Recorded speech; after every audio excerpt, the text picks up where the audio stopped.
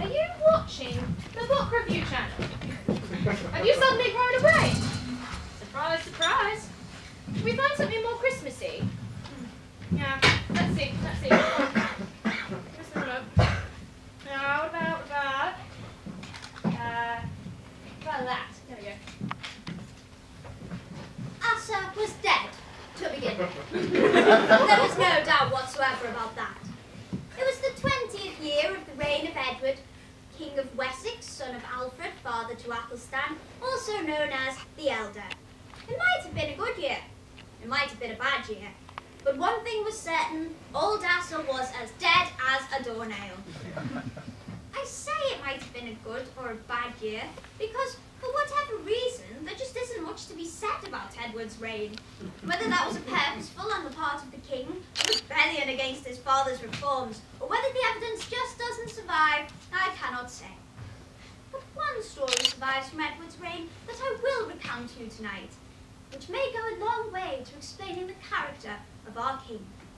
Once upon a time, of all the good days on the year, of Christmas Eve, old Edward had been visited by the ghost of Asa. Now this was not a friendly visit, as Asa had been dead these 11 years. The ghostly bishop had come to warn our king that he was on the verge of near anonymity. The lack of documentary sources, and scribes to record his efforts would come back to haunt the king, as generations of scholars would struggle to understand why so little exists from his reign. Asa warned Edward that he would be visited by 3 spirits who would guide the king away from the path of obscurity. But the first spirit approaches.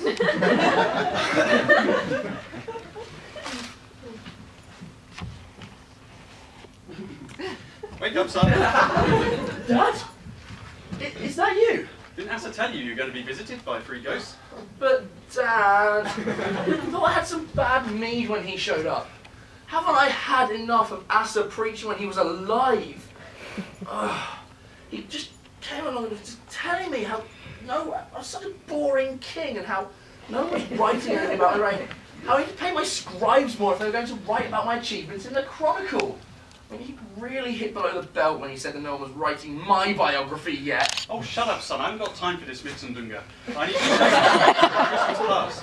That will help to demonstrate to you why you're such a I mean, why you're having a spot of bother as king. It will help you to reform. Turn you into a great king. Like you. Really regret getting you that for Father's Day.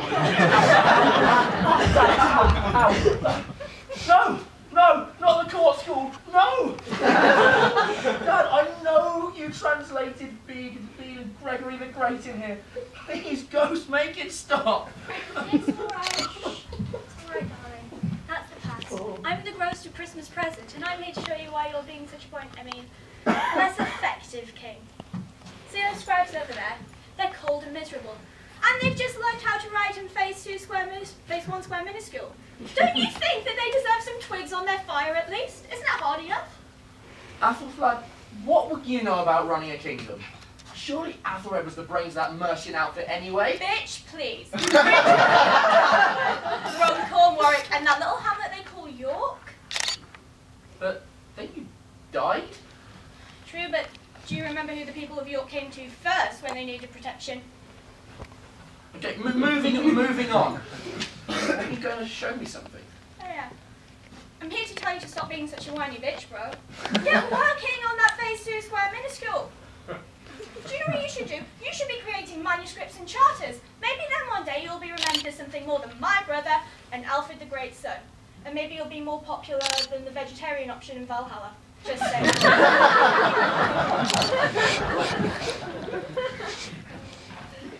Hi, Dad. What? Athelstan?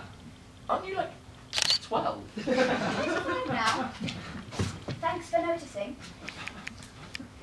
Are you the ghost of Christmas yet to come? Pretty much. So what are you here to show me? The shadows of things that will be, or the shadows of things that may be. Look at that. You can't write that. Fine.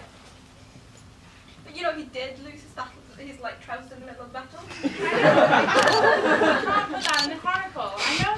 I know he doesn't pay enough And I know we only get to Ryan phase 1, and I know he's generally a bit of a tool, but we can't put that crap in the Chronicle.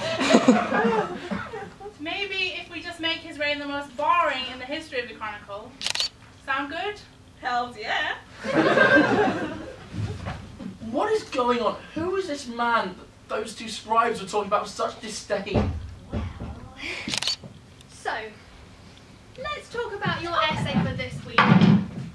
To what extent is it necessary to see the reign of Edward as sandwiched between two of the greatest Anglo-Saxon kings of this period, Alfred and Athelstan?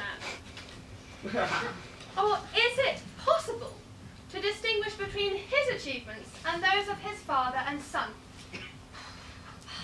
I understand what's going on in Alfred and Athelstan's reign so much better than Edward's. And like, what achievements? We don't even know that the Bulgar Hydra was written in his reign. No more! No more!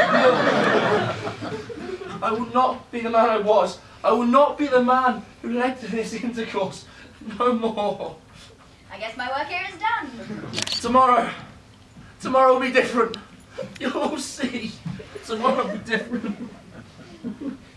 Well, I'd like to say that the spirits of Christmas past, present and future were successful in changing Edward's attitude towards his legacy as much as they were for old Scrooge, from whom we nicked this tale. But, alas, our petulant king remains shadowed in obscurity.